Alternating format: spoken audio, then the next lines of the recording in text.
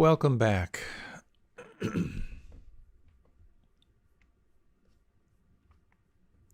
I ran across this on the internet. Where else would I run across it these days? I just love this. Here's what someone wrote. We rushed our dog to the emergency 24-hour vet because she was acting skittish about her tail. Was it broken?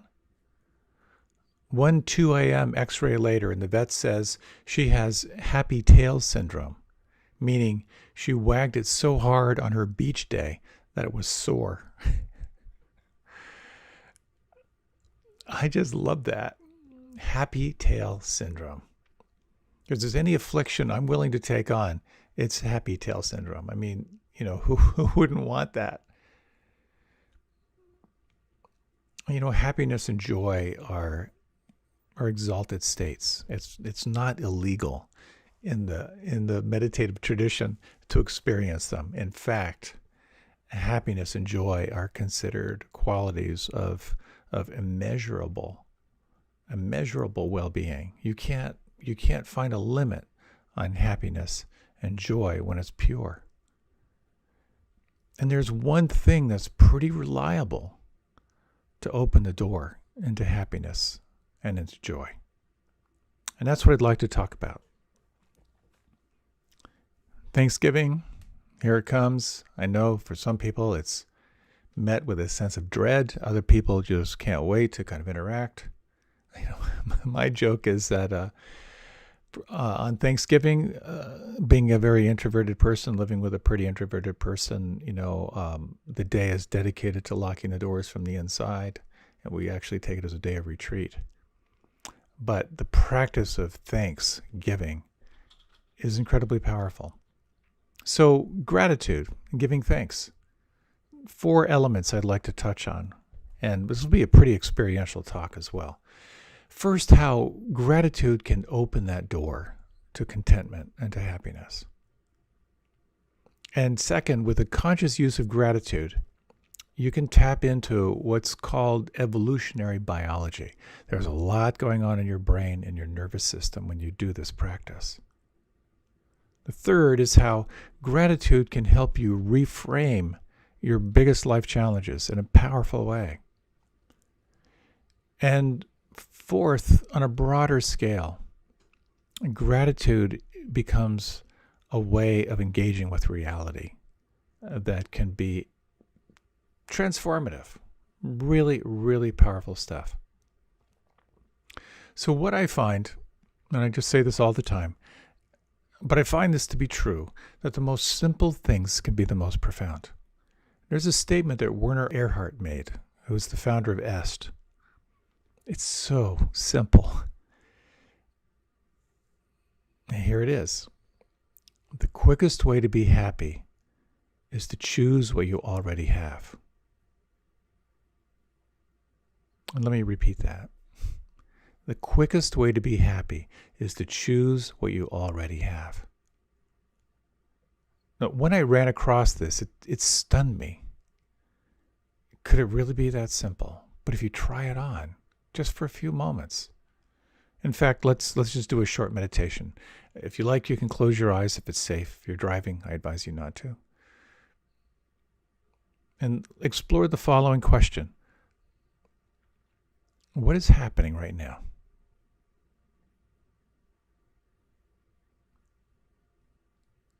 And just try on the following phrase. I receive this moment as it is.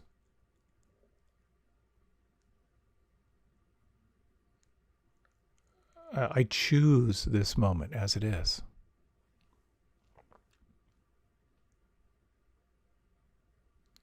In this moment, there is nothing to add, and there's nothing to take away.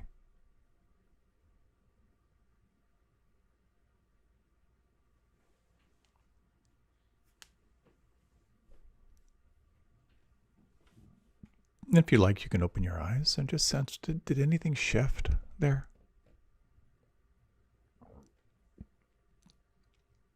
For me, I just noticed that I may not have much control over what happens externally, but I actually have some control, or at least the illusion of control, as to how I relate to it. Many years ago, back in my yoga ashram days, in studying the yamas and niyamas, which are kind of the ethical principles of life, I decided I was going to take on one of them called santosh. Santosh is roughly translated as contentment. I took it on as a practice. Basically just saying, thank you for this moment. There's nothing to add, there's nothing to take away from this moment. And as many times as I could, coming back to that as kind of an anchor in my life. What I noticed, as you might imagine, is how incredibly restless my mind was. How my mind was always looking for more, looking for better, looking for best, looking for different. Seeing that was kind of stunning, a little humiliating, but it really helped me to learn how to pause and just open up to the reality of here and now. Again, so simple, just so simple, but so profound.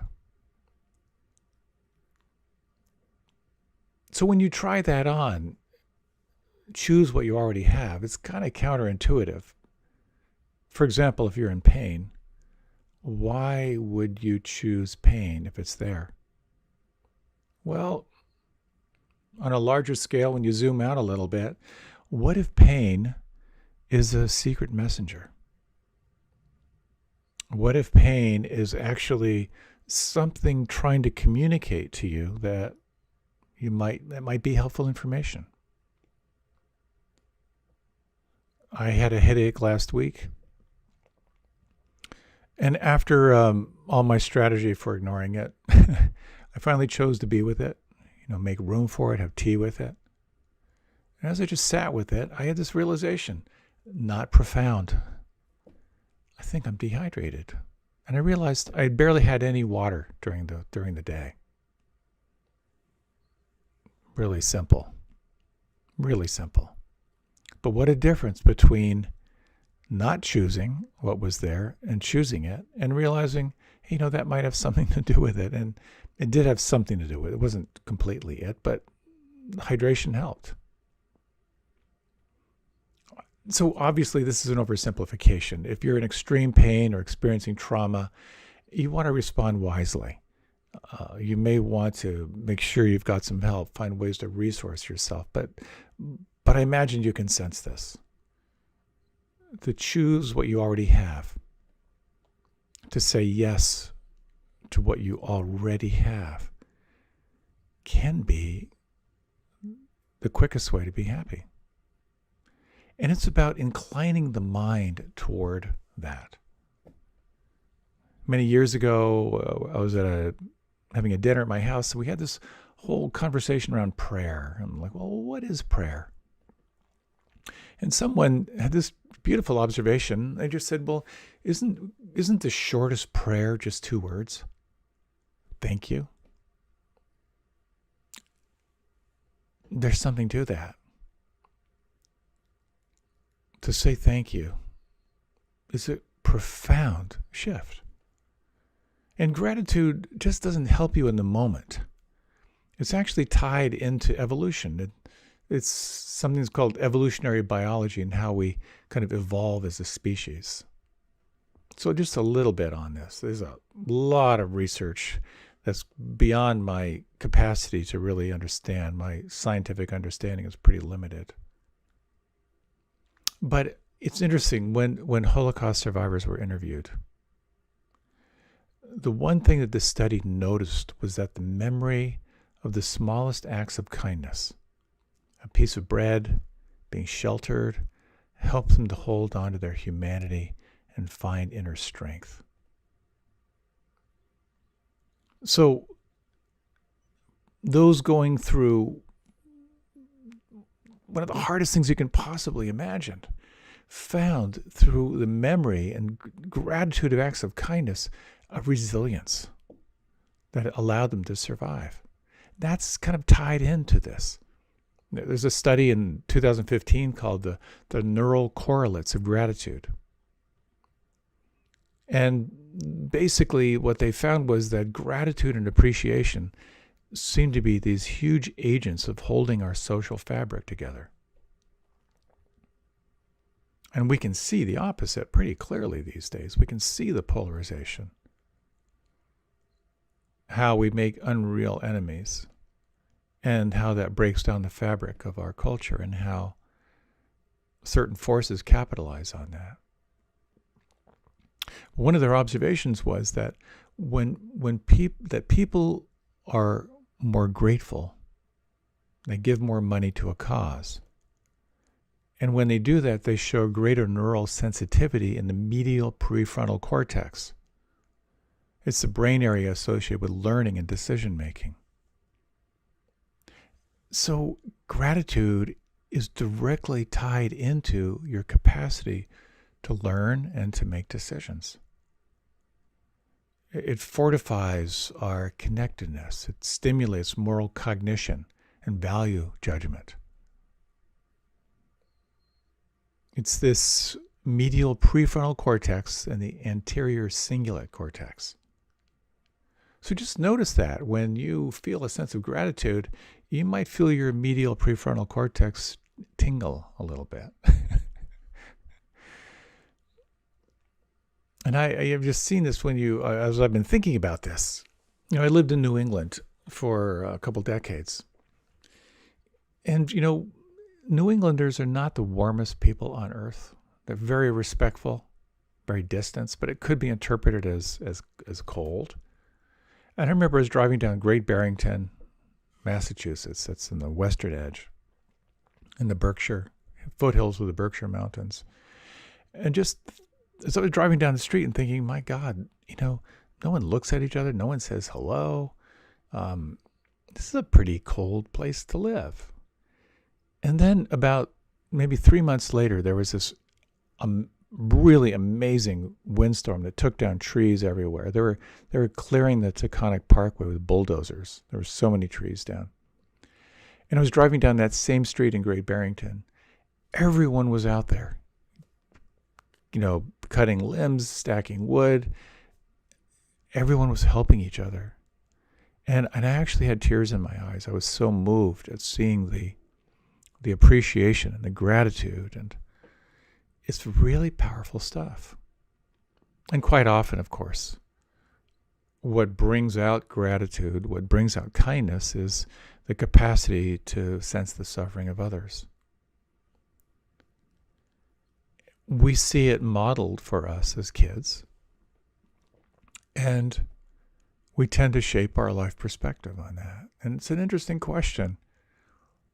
How did your earliest experiences of kindness affect you? And it's interesting when I talk with people about their earliest memories of receiving kindness. Of course, we tend to look through this lens of negativity bias. But it's really helpful to sift through and really look for those genuine acts of kindness. When you were small and growing up, your primary caretakers, your family, what are you grateful for? If you linger on that, of what you're grateful for in your childhood, you may find that it gives you a greater sense of perspective and a greater sense of resilience.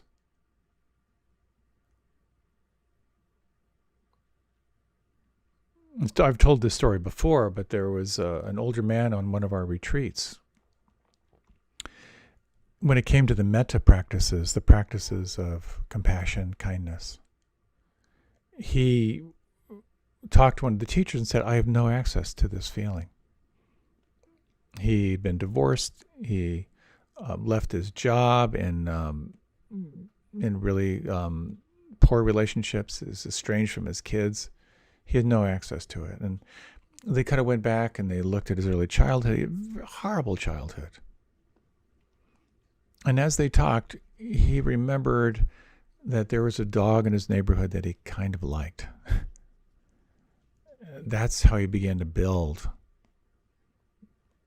that sense of gratitude, appreciation, and resilience.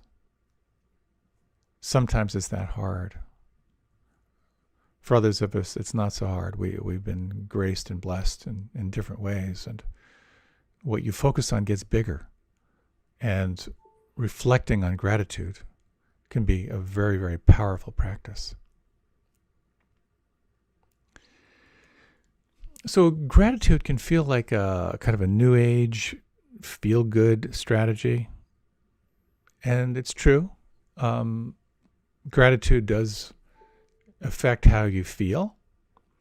But at the same time, gratitude affects your brain.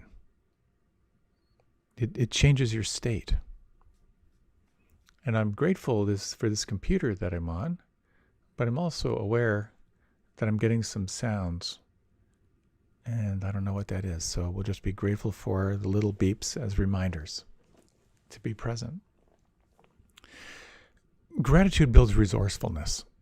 It helps you engage in the challenges of your life. And I have found that as I reflect on my early life impressions, there is some trauma, but when I build on the gratitude, I can make more room for that trauma. I have more ways to kind of be with it. So there are practical ways that you can use gratitude. And back in my spiritual community days, we use this formula for communication where you would start with gratitude, start with something you were grateful for about the other person. And it had a really wonderful way of kind of like softening the field and opening your heart so you could either communicate a little more empathically or actually hear what someone had to say. It had a little bit of a shadow side to it, though, because I remember when someone would ask to talk to me and they would say, I'm really grateful for what a good listener you are. It was like this missile defense system where it's like, oh my God, here it comes. So you can use gratitude in ways that might not ultimately be helpful. But there is one other technique that I found really helpful, and I've shared about this before, but in relationships, of course, it's so hard to kind of clear the decks, to keep communication flowing. Those small things, they stick and they get bigger. And Tara and I have a weekly check-in that we do at different degrees of intensity depending on where we are. But we ask 3 questions. We share on 3 questions. And as you can imagine, the first one is gratitude. What are you grateful for? And we kind of go back and forth on that one. And what's so awesome about that is when you hear someone just do a stream of consciousness of what they're grateful for, you can't not feel some kind of an empathic shift. And then when you talk about what you're grateful for and the other person's there listening, again, you're changing your state. As the great Tony Robbins says, you cannot feel anger and gratitude at the same time. If you amplify gratitude, you're going to move into a more resourceful state. So the second round we do is when we talk about our challenges. And when I hear Tara talk about what she's working with and her challenges, again, with that gratitude softening, I feel a lot more empathic. Like, oh, I didn't know you were going through that. Oh, that's got to be tough. And again, for me to share and have that heard, super, great stuff. And then the third question is, what's between us and feeling clear? Then we can start to name the hard stuff. Well, when you did this, I felt that, and I've had some budding anger around this. Just to dive in, what's between us and feeling clear pretty quickly can go into blame. You always do this, etc. So consider that. Number one, just when you ask someone what they're grateful for, it's an automatic shift. But if you use these 3 questions, what are you grateful for? What are the challenges in your life? And what's between us and feeling clear? It's magic. Not easy, but it's magic. And I often warn people when you start and you've got some stuff built up, you may find with those 3 questions that you've got some work to do to clear that space between you and another person. But if you stay with it, things tend not to build up as much. So this emphasis on gratitude, of remembering gratitude as kind of this doorway to changing your state, is really powerful. As the yoga philosophy says, prana follows chitta.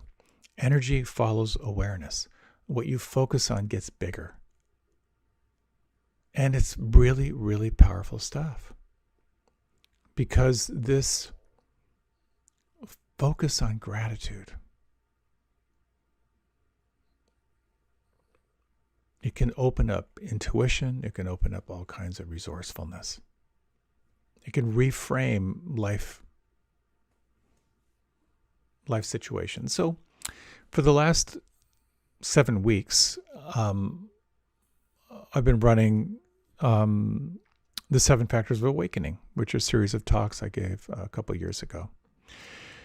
And it's given me a little bit of space from writing a talk every week and giving me some creative juices flowing again. I've been grateful for that. But then here's Thanksgiving coming up and gratitude talk. I usually do a gratitude talk this time of year. And I could just tell my attitude. It was like I've been a little bit out of sorts in terms of like writing talks, like another gratitude talk. I look back at the talks I've given, and I like the talks, but I was like, what am I going to say that I haven't said before? And that kind of led to, does anything I do really make a difference in the world? And you can sense the beginning of that downward spiral. And then, sort of organic, but I thought, wait a minute, I get to reflect on gratitude. I get to think about and share about how gratitude truly can change your state. I get to take time and reflect on my best thinking on this topic. I get to reflect on what I'm grateful for. I get to hear myself share about what I'm most excited about these practices, and I get to look for evidence of how gratitude can be so powerful. And suddenly, I got really excited about this talk. And how cool is that? I get to do this. The doorway was gratitude. And it's really an interesting element for me if I can develop that muscle when I am challenged or I'm not resourced, to ask myself, okay, what's great about this situation?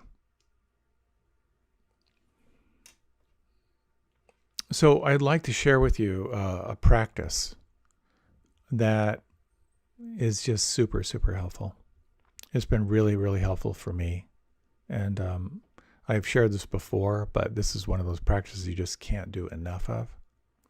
And it's really about learning how to bring your awareness to gratitude. So what you might do first is to think about a decision you have to make or an issue that you've been sitting with. It can be anything at all. You might not want to go for 10 on the trauma scale, but if, as best you can, try and think of something that you're dealing with in your life right now. Again, a decision you might have to make that's not clear, or an issue, a relationship that you're in that you're struggling with. Anything like that. Just take a few moments. And then when you're ready, you can close your eyes. And if you would, bring your hands to your heart if that feels okay. And just take a few moments to slow down your breath. And again, if you can, kind of refresh this issue that's present for you in your life right now. Kind of see it if you can. Any words that you associate with it. And mostly you want to go for that feeling. When you think about this issue, where do you feel it on the inside?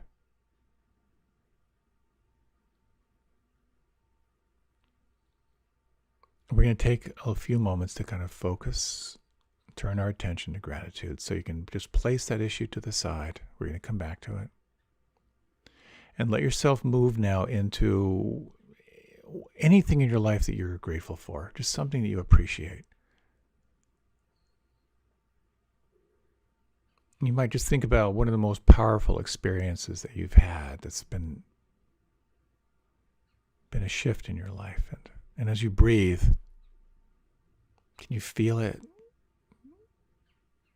Can you imagine it?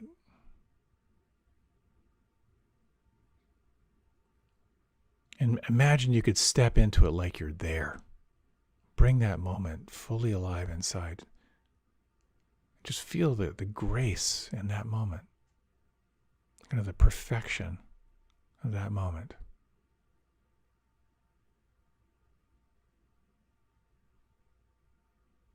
And then bring into mind now a second person or an event in your life that you're grateful for. A moment that deeply touched you. Again, with your hands on your heart, if that's comfortable for you, breathe. Imagine again you could step into it as if you're there. What do you see? What do you hear? What do you feel? Take 3 breaths and sense again if you can amplify this feeling of aliveness, of grace.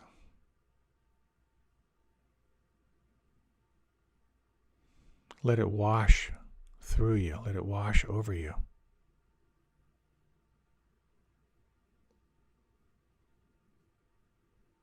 And now bring into mind a third element, a third person, a third event, something that you're grateful for, something that you appreciate, something that deeply touches you. A moment of grace. And once you've landed on it, again, step into it as if you're there. What do you see? What do you hear? What do you feel on the inside? Breathe. If you can, let it get big.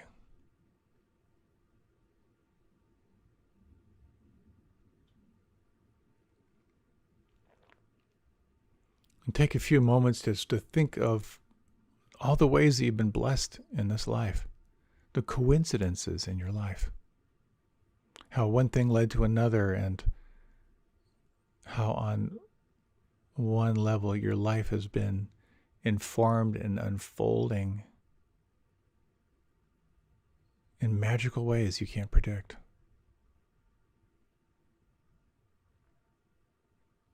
Take 3 breaths and just take a few moments to feel the cumulative effect. It's connecting the dots of these magic moments in your life. How blessed you've been in your life.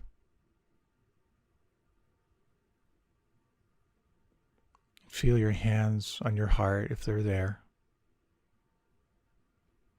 And bring into mind now this stressful situation in your life.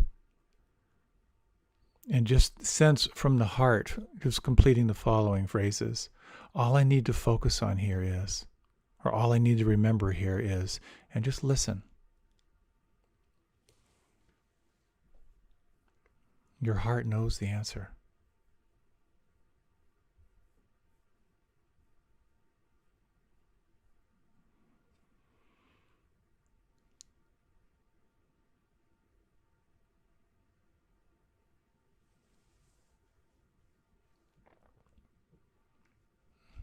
As you're ready, you can gently deepen your breath.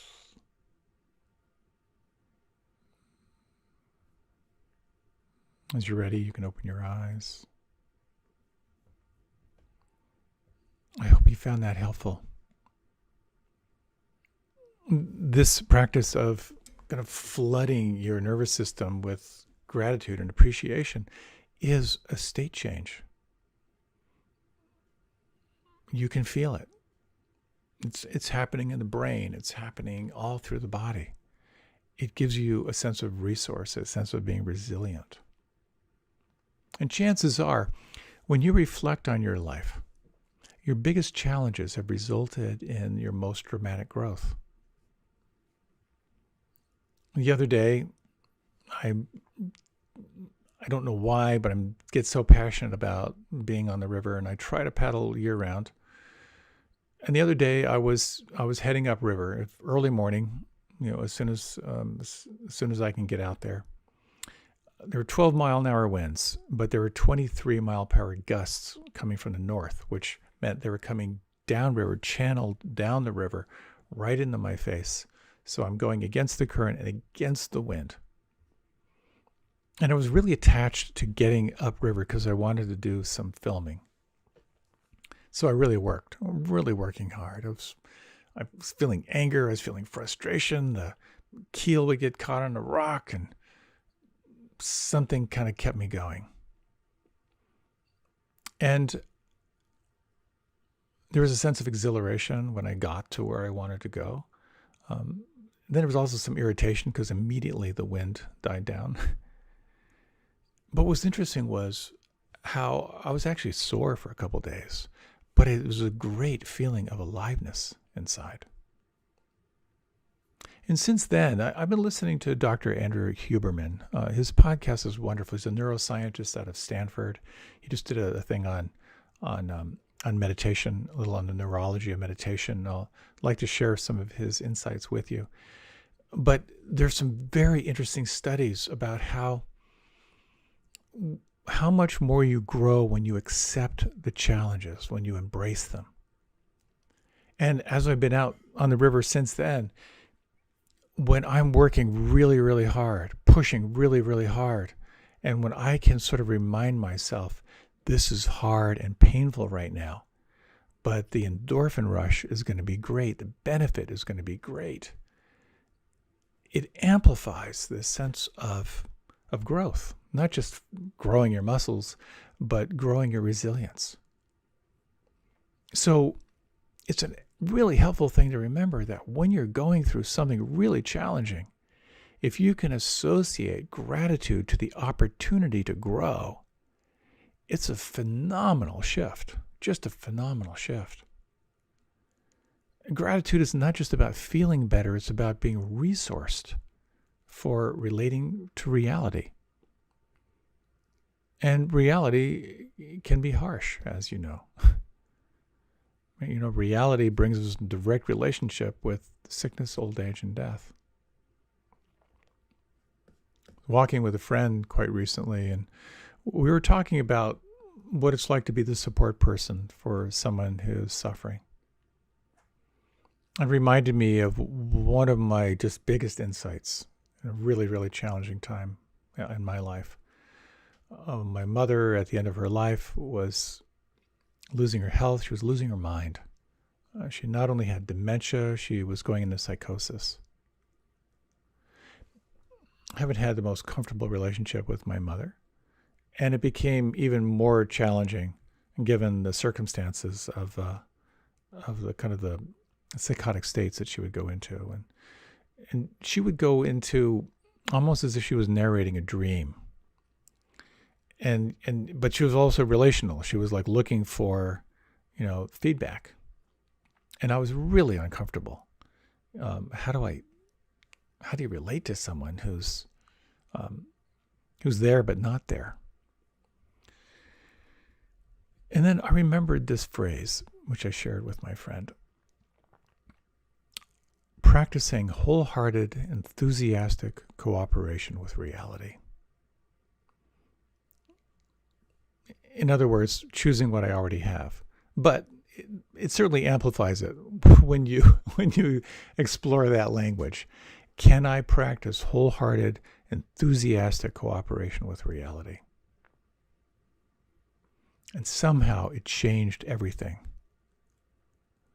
It allowed me to kind of lean in and to get curious. So this is dementia.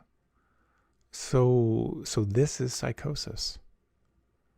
Well, what does she need from me right now? How does she want me to be with her?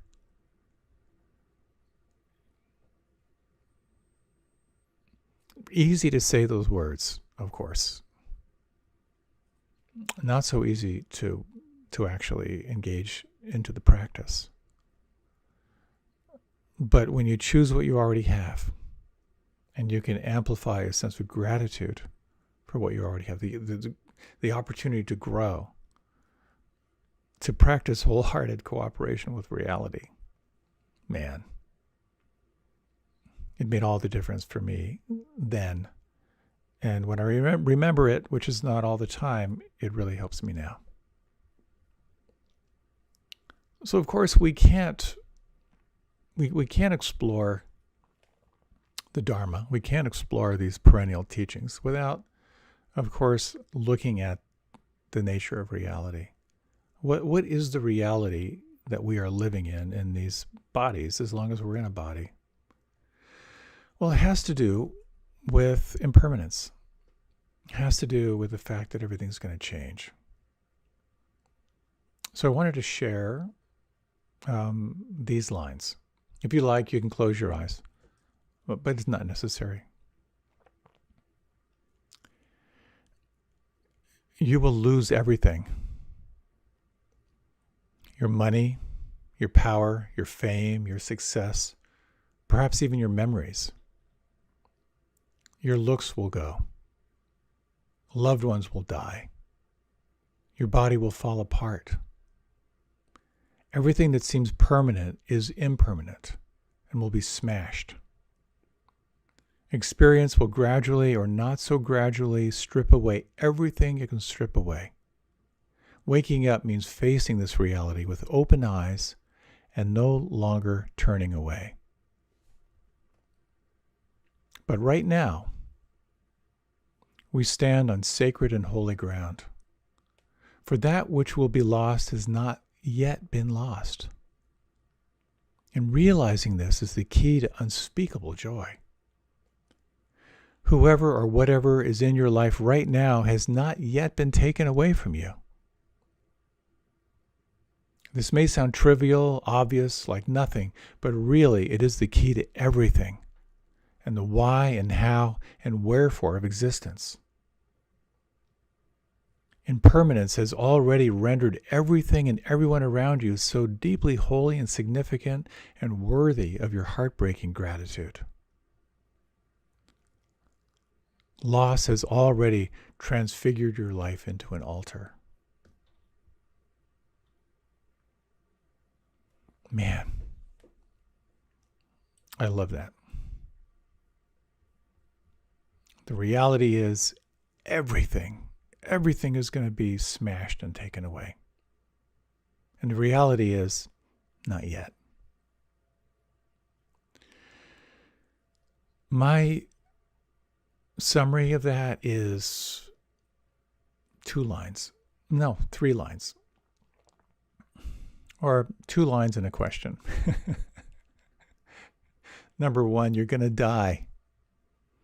Number 2, you're not dead yet. Number 3, given the gift of life right now with no guarantees, how do you want to live?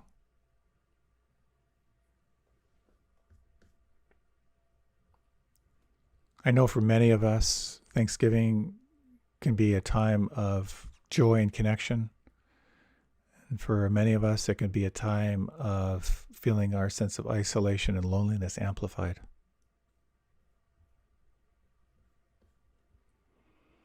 Some of us will be with other people. Some of us will be alone. But wherever you are, remembering that gratitude is the big game changer. A couple practical things. It can be very helpful as a way of training your attention on gratitude to do a little gratitude journal. There have been all kinds of studies as to what can happen when you practice gratitude. That's just writing down at the end of the day things you're grateful for. The magic moments during your day. I've shared before of how I took on a gratitude journal, but I made a rule for myself. I couldn't repeat myself. I was so unable to think of things, I would just simply list the body parts that weren't hurting, which actually turned into like a really grateful thing. Wow, man, my left big toe feels great. There's something here about expressing gratitude. To take the moment and reflect on another person's goodness and let them know. That is so powerful. And you don't have to let them know and then follow up with, so here's the difficult thing I wanted to say to you. Just let them know how you appreciate them. That can be a real game changer. Remembering impermanence. keeping death on your left shoulder as an advisor. That is just huge. As someone once said, every day above ground is a good day. And finally, it can be really helpful to take mindful moments, just to pause and take a moment to reflect on what you're grateful for. What you focus on gets bigger. What you focus on tends to grow. And one of the most worthy investments of time and attention and focus, from what I can tell, is gratitude. I am immensely grateful for this opportunity to share these thoughts on gratitude. For me to be around people who are interested in waking up, I'm so grateful. So grateful for these teachings and these practices that have made the difference for me between feeling lost to feeling not only hopeful, but feeling transformative energies in my life as well. Waking up to reality, remembering that I'm going to die, but not yet.